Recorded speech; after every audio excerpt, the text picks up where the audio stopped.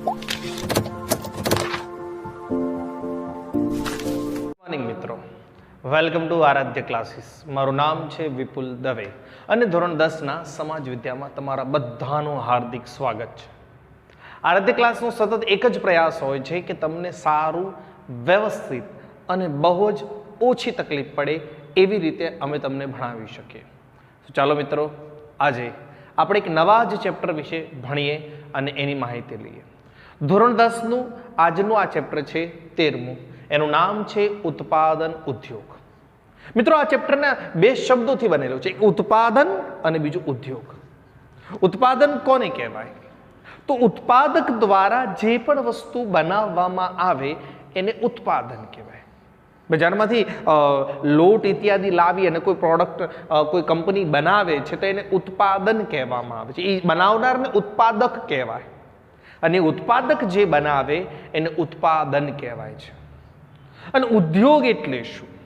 આપણે ઘણીવાર વ્યવહારોમાં બજારોમાં બોલતા હોઈએ છીએ કે આનો ઉદ્યોગ સારો, નાનો ઉદ્યોગ, પણ હજી સુધી આપણને એ ખબર નથી ઉદ્યોગ એટલે શું. તો બોલે ઉદ્યોગનો બહુ સિમ્પલી મતલબ તમારી ચોપડીમાં ઉદ્યોગની એક સરસ મજાની વ્યાખ્યા આપી છે કે માણસે પોતાની બૌદ્ધિક, સાંસ્કૃતિક અને આર્થિક ક્ષમતા પ્રમાણે કુદરતી વસ્તુઓનો ઉપયોગ કરીને એમાં કંઈક નવીનતા લાવી અને પોતાના ઉપયોગ માટે એને અનુકૂળ બનાવી છે, તો એને ઉદ્યોગ કહે છે. આપણે લાકડું સીધું ઉપયોગ નથી લેતા. આપણે ઝાડને લાકડું કાપ્યા પછી આપણે આપણી એમાં બુદ્ધિ દોડાવીએ કે આમ ચોરસ કાપીએ, ગોળ કાપીએ, ત્રિકોણ કાપીએ, એને નીચે પાયા મૂકીએ, એની પર આવું કંઈક કલર કરીએ. આવી આપણે આપણી બુદ્ધિનો ઉપયોગ કરીએ છીએ અને પછી એને આપણા ઉપયોગ માટે બનાવીએ છીએ. તો લાકડું નહીં, પણ એ લાકડા દ્વારા બનેલી વસ્તુનો ઉદ્યોગ કહેવાય છે. કોઈ પણ દેશના વિકાસ માટે, કોઈ પણ દેશની જરૂરિયાત માટે આપણા દેશમાં કોઈ પણ દેશમાં ઉદ્યોગ હોવું જરૂરી છે. સિંધુ ખીણની સંસ્કૃતિમાં ત્યાંથી 5000 વર્ષ પહેલા ભારતમાં પણ ઉદ્યોગો થતા હતા. બોલે સુતરાઉ કાપડના ઉદ્યોગો, બોલે ખેતીના ઉદ્યોગો, આવા બધા ઉદ્યોગો આપણે સાંભળેલા છે.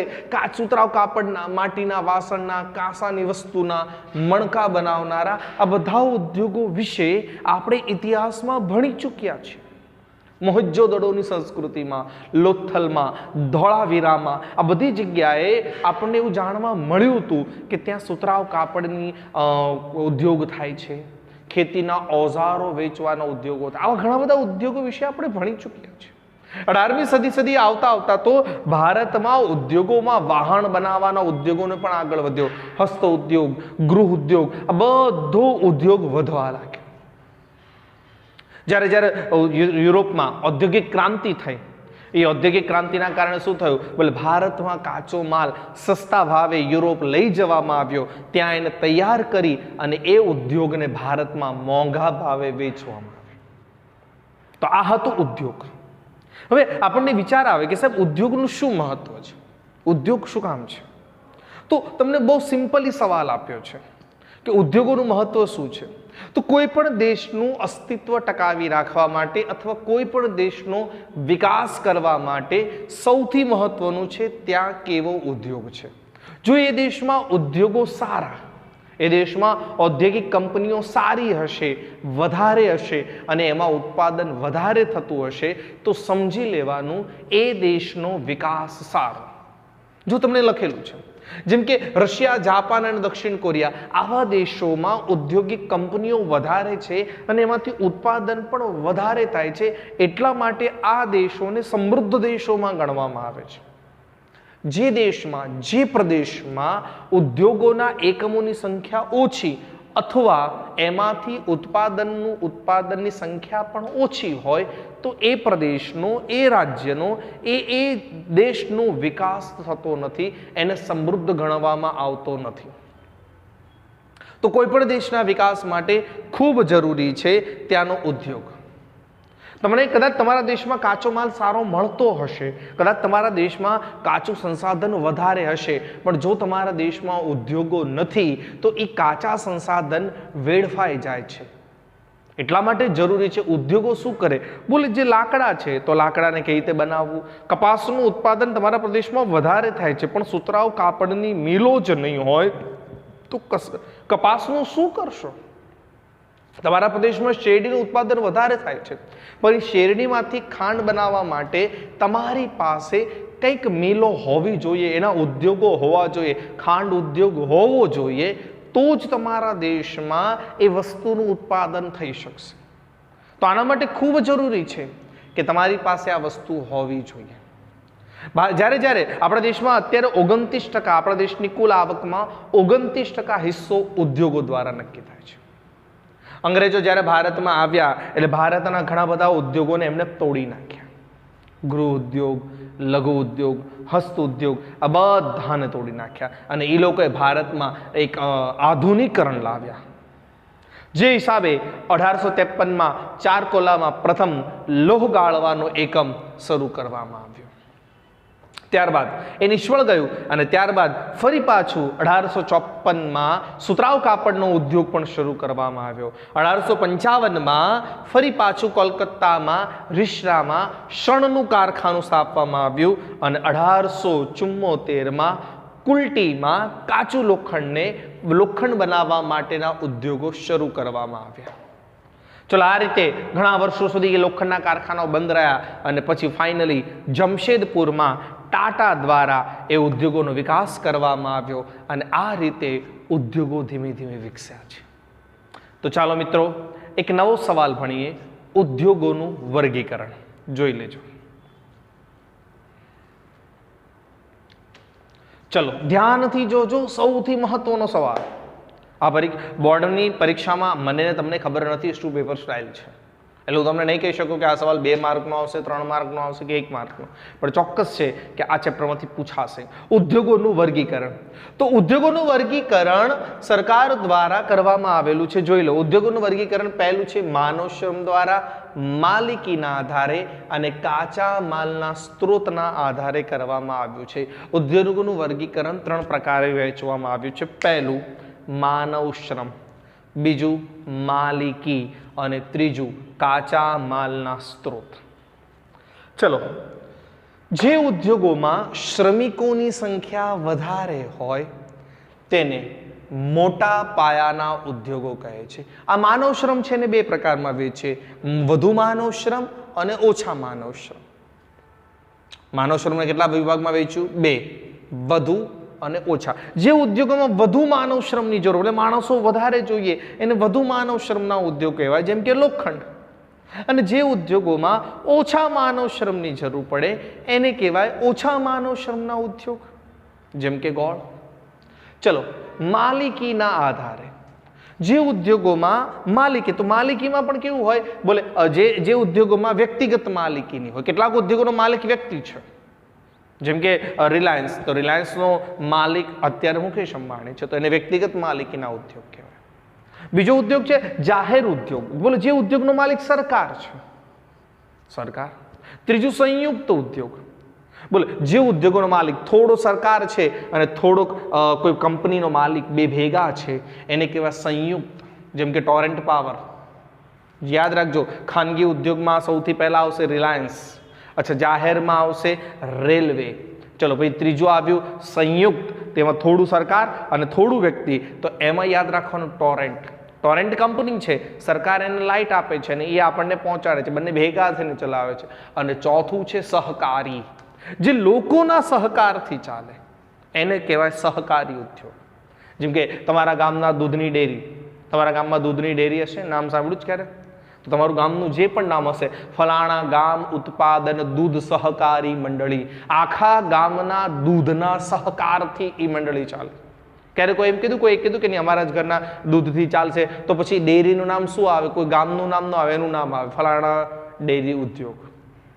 પણ નહીં, એના આખા ગામના સહકારથી એ ચાલે છે. અને ત્રીજું છે કાચા માલના સ્ત્રોત. કાચા માલના 2 સ્ત્રોત છે. 2 જગ્યાએથી ઉદ્યોગો માટે કાચો માલ પ્રાપ્ત થાય છે, એક કૃષિ દ્વારા અને બીજું છે ખનિજ દ્વારા. જે ઉદ્યોગોમાં કાચો માલ કૃષિ દ્વારા પ્રાપ્ત થાય એને કૃષિ આધારિત ઉદ્યોગો કહે છે, અને જે ઉદ્યોગોમાં કાચો માલ ખનિજ દ્વારા પ્રાપ્ત થાય એને ખનિજ આધારિત ઉદ્યોગો કહે છે. મિત્રો યાદ રાખજો, ઉદ્યોગોનું વર્ગીકરણ 3 પ્રકારમાં કર્યું હતું. માનવ શ્રમ, તો માનવ શ્રમમાં વધુ અને ઓછા. ચલો માલિકીના આધારે બોલે 4 પ્રકારમાં કરવામાં આવ્યું હતું. પહેલું ખાનગી, બીજું જાહેર, ત્રીજું સંયુક્ત અને ચોથું સહકારી. અને કાચા માલના સ્ત્રોતો કેટલા પ્રકારમાં કરવામાં આવ્યા? 2. પહેલું કૃષિ દ્વારા અને બીજું ખનિજ દ્વારા. તો હવે આ 2 ટોપિક પર કૃષિ આધારિત ઉદ્યોગો અને પછી બીજો ટોપિક આવશે ખનિજ આધારિત ઉદ્યોગો. આ બંને ટોપિક પર આપણો ઓલમોસ્ટ પાઠ આગળ વધશે. આ 2 જ ટોપિક પર. સૌથી પહેલું છે કૃષિ આધારિત ઉદ્યોગો. જે ઉદ્યોગોમાં કાચો માલ કૃષિ દ્વારા પ્રાપ્ત થાય એને કૃષિ આધારિત ઉદ્યોગ કહેવાય. જેમ કે સુતરાઉ કાપડ, તો સુતરાઉ કાપડ માટે શેની જરૂર પડે? તો બોલે સુતરાઉ કાપડ માટે કપાસની જરૂર પડે, કપાસ ખેતી દ્વારા થાય. બીજું શણ માટે ઘાસની જરૂર પડે, ઘાસ ખેતી દ્વારા થાય. રેશમી, તો રેશમના કીડા થાય એને પણ કંઈક ખવડાવવામાં આવે છે, એ પણ એક ખેતીની પદ્ધતિ છે. ચલો પછી ઊની કાપડ, ઊન ઘેટામાંથી થાય, ઘેટાને ખેતી જેવી પદ્ધતિઓથી ઉગાડવામાં પોષણ કરવામાં આવે છે. ખાંડ, તો ખાંડ શેરડીમાંથી થાય. કાગળ માટે વનસ્પતિઓનો કચરોની એ બધું જરૂર પડે છે. એટલા માટે આ બધા ઉદ્યોગોને શું કહેવાય છે? કૃષિ આધારિત પ્રવૃત્તિથી પ્રાપ્ત થાય છે, એટલા માટે એને કૃષિ આધારિત ઉદ્યોગ કહે છે. તો આપણો પહેલો સવાલ, કૃષિ આધારિત ઉદ્યોગો વિશે માહિતી આપો, જેમાં સૌથી પહેલું છે સુતરાઉ કાપડ. ચલો ભારતમાં સુતરાઉ કાપડ સૌથી પહેલા મહત્વના સ્થાને છે. સૌથી વધારે ભારતમાં ઉદ્યોગોમાં જો રોજગારી પૂરું પાડતું હોય તો એ છે સુતરાઉ કાપડ ભારતમાં. ચીન પછી દુનિયામાં બીજા નંબરે સુતરાઉ કાપડનો નિકાસ થાય છે અને રોજગારની દ્રષ્ટિએ ભારતમાં સૌથી વધારે છે. ભારતમાં સુતરાઉ કાપડની સૌથી પહેલી મિલ મુંબઈમાં સ્થાપિત કરવામાં આવી હતી. ત્યારબાદ ગુજરાતમાં અમદાવાદમાં શાહપુર મિલ અને કેલિકો મિલ્સ સ્થાપવામાં આવી. ચલો સુતરાઉ કાપડ માટે વર્ષો સુધી મુંબઈ અને અમદાવાદ શું કામ હતું? ઘણીવાર આપણે ગુજરાતને તો અમદાવાદને તો પૂર્વનું માન્ચેસ્ટર કહેવામાં આવતું. તો આપણા મનમાં વિચાર આવે કે સાહેબ આ 2 જગ્યાએ શું કામ સૌથી વધારે સુતરાઉ કાપડનું ઉત્પાદન થતું હતું? તો એના ઘણા બધા કારણ છે. પહેલું છે સસ્તો કપાસ શ્રમિક. બોલે અહીંયા શ્રમિકોને કામ કરવામાં સસ્તો પગાર મળવાનો હતો. મિત્રો આજે દરેક વખતે બ્લુ થાય છે, આને જ કહેવાય ટેકનિકલ પ્રોબ્લેમ, જે ટેકનોલોજીના માધ્યમથી આપણે જોઈ રહ્યા છે, એટલે વાંધો નહીં આવે. ચલો આ સિવાય ત્યાં પરિવહનની સુવિધા પણ સારી છે. પરિવહન છે સારો. ચલો નિકાસ માટેના બંદરો હતા. એ સમયમાં ગુજરાત અને અમદાવાદમાંથી નજીકના નજીક જેવી દરિયા કિનારો ત્યાંથી વસ્તુ પહોંચી શકતી હતી. બજારની અનુકૂળતા હતી. આ જ બધા કારણોસરથી ગુજરાતમાં એટલે કે અમદાવાદમાં અને મુંબઈમાં સૌથી વધારે મિલો હતી. આજે સુતરાઉ કાપડની 100 કરતાં વધારે મિલો અલગ અલગ નગરોમાં આવેલી છે. ચલો પરંપરાગત કેન્દ્રો પણ આવેલા છે અને એટલા જ માટે ગુજરાતના સુતરાઉ કાપડનું વિશ્વનું કોટન સિટી કહેવામાં આવે છે. ચલો તો કઈ કઈ જગ્યાએ સુતરાઉ કાપડનું માને ઉત્પાદન થાય છે? તો ભિવંડી, સોલાપુર, કોલ્હાપુર, અમદાવાદ, મુંબઈ, નાગપુર, ઇન્દોર અને ઉજ્જૈન. આ બધાને કોટન સિટી કહેવામાં આવે છે. ચલો તો હવે મુંબઈ મહારાષ્ટ્રમાં ક્યાં, ગુજરાતમાં ક્યાં, કયા કયા રાજ્યોમાં સૌથી મહત્વના? ધ્યાનથી જોજો. ચલો મહારાષ્ટ્રમાં મુંબઈ, ત્યારબાદ પુણે, કોલ્હાપુર, ઔરંગાબાદ અને જલગાંવ એમાં જોવા મળે છે. ચલો ત્યારબાદ અમદાવાદને પૂર્વનું માન્ચેસ્ટર અથવા ડેનિમ સિટી ઓફ ઇન્ડિયા કહેવાય છે. મને ઘણીવાર વિચાર આવે કાશ અમદાવાદનું નામ આ રાખ્યું હોત તો, ડેનિમ સિટી ઓફ ઇન્ડિયા. તમને કોઈ પૂછે ક્યાંથી આવે, બોલે ડેનિમ સિટી ઓફ ઇન્ડિયા. કેટલું મોટું લાગત, આમાં એવું લાગત કે વિદેશનું છે, પણ એવું કહેવામાં આવે છે. ચલો આ સિવાય ગુજરાતમાં ક્યાં થાય? વડોદરા, કલોલ, ભરૂચ, સુરત, પોરબંદર, ભાવનગર, રાજકોટ. તમિલનાડુમાં ક્યાં થાય? બોલે કોઇમ્બતુર, ચેન્નઈ, મદુરાઈ. ઉત્તર પ્રદેશમાં કાનપુર, ઇટાવા, આગ્રા, લખનઉ થાય છે. મધ્યપ્રદેશમાં ઇન્દોર, ગ્વાલિયર, ઉજ્જૈન, દેવાસમાં. પશ્ચિમ બંગાળમાં કોલકાતા, મુર્શિદાબાદ, હાવડા વગેરે. ચલો આ સિવાય રાજસ્થાન, પંજાબ, હરિયાણા બધી જગ્યાએ એનું ઉત્પાદન થાય છે. આ સિવાય ઘણી બધી જગ્યાએ એના વિકેન્દ્રીકરણો પણ આવેલા છે, નાના નાના કેન્દ્રો પણ આવેલા છે, અને આ જ બધા કારણોથી એના માટે સૌથી વધારે જરૂરિયાત પડે છે. તમને બધાને જાણીને લાગશે કે કપાસ માટે જે જગ્યાએ કે સુતરાઉ કાપડ માટે જે જગ્યાએ બજાર હોય, જ્યાં પરિવહન હોય અને જ્યાં વીજળી મળી રહે છે, એવી જગ્યાએ જ એનું ઉત્પાદન થાય છે. એમ છતાંય આજે પણ સુતરાઉ કાપડ સામે કેટલીક સમસ્યાઓ છે. કઈ સમસ્યા છે? બોલે ઉત્તમ પ્રકારના કપાસની અછત છે. સારામાં સારી ક્વોલિટીનો કપાસ નથી જોવા મળતો. સમસ્યા છે. ચલો, જૂના યંત્રોનો ઉપયોગ હજી ચાલુ. જે મિલો બને છે એના યંત્રો જૂના થઈ ગયા છે, એટલે એમાંથી કાપડની માત્રા ઓછી બની રહી છે. ચલો, અનિયમિત વિદ્યુત પુરવઠો છે, જે ગામડામાં જે પ્રદેશોમાં લાઇટ સમયસર નથી, એટલા માટે ઉત્પાદન વધારે થઈ શકતું નથી. બીજું, રેશમી કાપડની એટલે કે રેશાના કાપડની સ્પર્ધા છે.